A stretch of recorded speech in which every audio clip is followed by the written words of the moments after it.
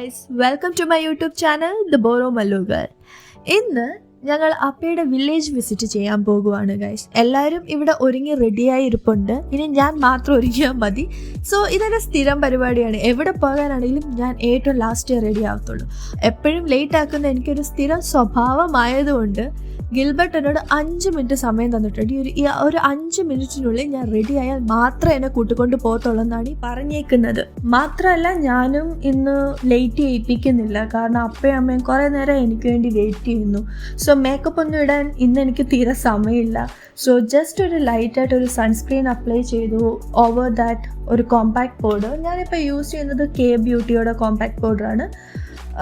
അതിനുശേഷം ഒബ്വിയസ്ലി എനിക്ക് ഒട്ടും മിസ് ഔട്ട് ചെയ്യാൻ പറ്റാത്ത ഒരേ ഒരു item in makeup, it is lipstick. പക്ഷെ ഞാൻ അതിനെ മേക്കപ്പ് എന്ന് ഞാൻ കൂട്ടാറില്ല, എപ്പോഴും it's A part of my essential kit. So ഒരു ലിപ്സ്റ്റിക്കും കൂടി ഇട്ട് കഴിഞ്ഞാൽ ഞാൻ റെഡിയായി. ഇനി നമുക്ക് ലിപ്സ്റ്റിക്കിലോട്ട് വരാം. ഇന്ന് ഞാൻ ബോബി ബ്രൗണിൻ്റെ വാട്ടർമെലൺ എന്ന ലിപ് ഷെയ്ഡാണ് ഗൈസ് യൂസ് ചെയ്യുന്നത്. ഇതെൻ്റെ ഒരു റീസെൻറ്റ് ഫേവറേറ്റ് എന്ന് തന്നെ പറയാം. കാരണം ഇതിൻ്റെ ഒരു ക്രീമി ടെക്സ്ചറാണ്.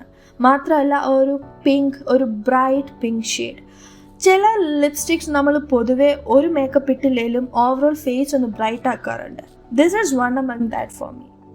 ഫൈനലി ഞാൻ റെഡി ആയിരിക്കുകയാണ് ഗൈസ്. കണ്ടില്ലേ, ഫുൾ ബ്ലാക്ക് ഓൺ ബ്ലാക്ക്. ഇന്ന് ഞങ്ങൾ ഫുൾ മാച്ചിങ്ങിലാണ്.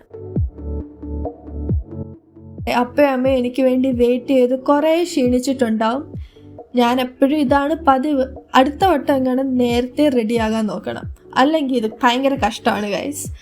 സോ ഞങ്ങൾ സ്റ്റേ ചെയ്യുന്ന സ്ഥലം ഉദാൽഗുരി ഡിസ്ട്രിക്റ്റിൽ, ഉദാൽഗുരി ടൗണിൽ തന്നെയാണ്. വീട്ടിൽ നിന്നൊരു 5 to 10 minutes ഡിസ്റ്റൻസേ ഉള്ളൂ ഞങ്ങൾക്ക് ഈ ടൗണിലോട്ട് മാറാൻ. ഈ ഒരു ടൗൺ കഴിഞ്ഞാൽ ബാക്കിയെല്ലാം ഇവിടെ കുട്ടി കുട്ടി വില്ലേജസ് ആണ്. അപ്പയുടെ ജനിച്ചു വളർന്ന സ്ഥലവും ഇതേപോലെ ഒരു സ്മോൾ വില്ലേജാണ്. ഉദാൽഗുരി ഡിസ്ട്രിക്റ്റിൽ തന്നെയാണ്, പക്ഷെ ടൗണിൽ നിന്ന് നമ്മൾ കുറച്ച് ഉള്ളിലോട്ട് പോകണം.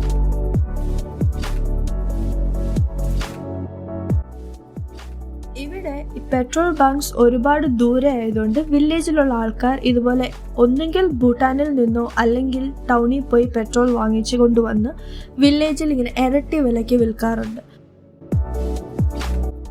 ഞങ്ങൾ അങ്ങനെ കറുമുറയും കഴിച്ചുകൊണ്ട് യാത്ര തുടങ്ങി. ഇവിടെ പൊതുവെ ബസ് സർവീസസ് ഒക്കെ വളരെ കുറവാണ്, ഞാൻ റെയർ ആയിട്ടേ കണ്ടിട്ടുള്ളൂ. പിന്നെ ഇവിടെയുള്ള ആൾക്കാർ മെയിനായിട്ട് ഡിപ്പെൻഡ് ചെയ്യുന്നത് ഈ റിക്ഷയാണ്. Per head 20 rupees or 30 rupees അങ്ങനെയാണെന്നാണ് എൻ്റെ ഒരു അറിവ്. എനിക്ക് എക്സാക്റ്റ് അറിയത്തില്ല, പക്ഷെ ഇതിൽ ട്രാവൽ ചെയ്യാൻ നല്ല രസമാണ് ഗൈസ്. പോകുന്ന വഴിക്ക് അമ്മ തോട്ടം ഒന്ന് നോക്കാൻ വേണ്ടി ഇറങ്ങിയതാണ്.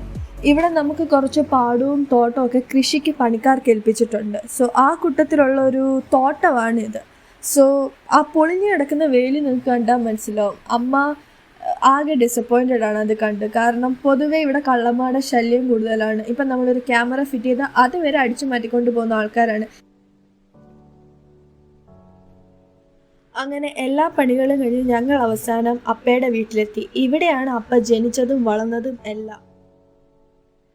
ഈ കാണുന്നതാണ് അപ്പയുടെ ഏറ്റവും മൂത്ത സഹോദരി. നമ്മൾ ആനയെ എന്ന് വിളിക്കും. സോ ആനയും ഹസ്ബൻഡും ആണ് ഇവിടെ ഇപ്പോൾ താമസം. വന്നപ്പോൾ തന്നെ എനിക്കിവിടെ കൂട്ടിന് കുറേ പൂച്ചക്കുഞ്ഞുങ്ങളെ കിട്ടി ഗൈസ്. ഭയങ്കര ക്യൂട്ടായിരുന്നു കാണാൻ. എനിക്ക് വീട്ടിൽ കൊണ്ടുപോകണമെന്നൊക്കെ ആഗ്രഹം ഉണ്ടായിരുന്നു, പക്ഷെ അമ്മയ്ക്ക് ഒട്ടും താല്പര്യമില്ല. അമ്മയ്ക്ക് ഈ പൂച്ചയും പട്ടിയൊന്നും വീട്ടിൽ വളർത്തുന്നത് ഇഷ്ടമല്ല. എന്നാൽ നാട്ടിൽ അമ്മയ്ക്കാണെങ്കിലും അതേ അവസ്ഥ തന്നെ. അതുകൊണ്ട് പിന്നെ നോ ഹോപ്പ്. പക്ഷേ ഇവിടെ ഭാഷ അറിയാത്ത ഈ ഒരു കൂട്ടത്തിൽ എനിക്ക് മിണ്ടാനും പറയാനും സത്യത്തിൽ ഇതൊക്കെയുള്ളൊരു കമ്പനി. അങ്ങനെ ഞങ്ങൾ കുറച്ചു നേരം കുശലമൊക്കെ പറഞ്ഞ് ടൈം സ്പെൻഡ് ചെയ്തു. അപ്പയ്ക്കാകെ 7 സഹോദരങ്ങളാണുള്ളത്. അതിൽ 2 സഹോദരിമാർ ഈ സെയിം വില്ലേജിൽ തന്നെയാണ് താമസം. എല്ലാവരുടെയും മക്കൾ പുറത്ത് ഫാമിലിയും ജോലിയും ഒക്കെ ആയിട്ട് തിരക്കിലാണ്, പുറത്ത് സെറ്റിൽഡ് ആണ്.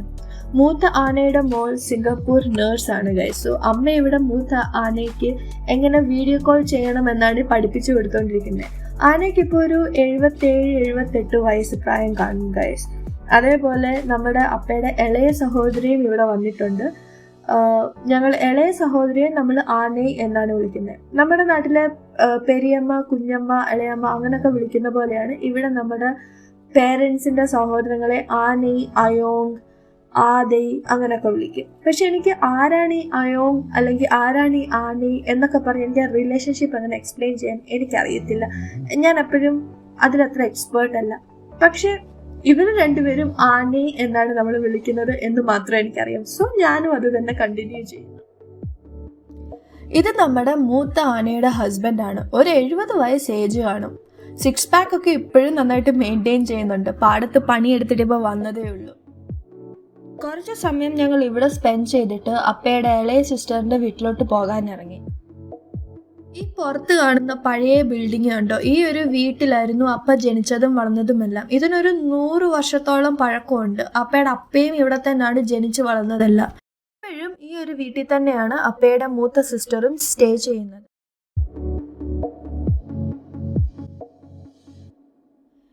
ഈ കാണുന്ന വീട് അപ്പയുടെ ഇളയ സിസ്റ്ററിൻ്റെയാണ്. ഇവിടെയാണ് ഇളയ സിസ്റ്ററും ഹസ്ബൻഡും സ്റ്റേ ചെയ്യുന്നത്. മക്കളെല്ലാം പുറത്ത് ഫാമിലിയായിട്ട് സെറ്റിൽഡ് ആണ്. ഇതും അപ്പയുടെ ഫാമിലി വീടിനോട് ചേർന്ന് തന്നെയാണ് ഇവരും താമസിക്കുന്നത്.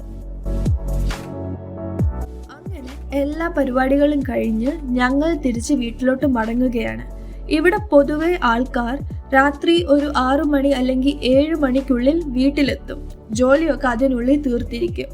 കടകളാണെങ്കിൽ ഒരു 8 മണി 8:30 അടച്ചിരിക്കും. സോ ഉദാൽഗുരി ഡിസ്ട്രിക്റ്റിൽ, ഈവൻ ഉദാൽഗുരി ടൗണിൽ തന്നെ നൈറ്റ് ലൈഫ് പൊതുവെ കുറവാണ്. അങ്ങനെ ആഫ്റ്റർ എ ലോങ് ഡേ ഞങ്ങൾ വീട്ടിൽ സേഫ് ആയിട്ട് എത്തി ഗൈസ്. ഇന്നത്തെ ദിവസം വളരെ ഇവൻറ്റ്ഫുൾ ആയിരുന്നു. എനിക്ക് അപ്പയുടെ ഫാമിലിയുടെ കൂടെ കുറച്ച് നേരം കൂടുതൽ ചെലവഴിക്കാനും അവരെ കൂടുതൽ മനസ്സിലാക്കാനും ഇന്ന് സാധിച്ചു. After marriage I didn't get that kind of time. മാത്രമല്ല ഇന്ന് ഞാൻ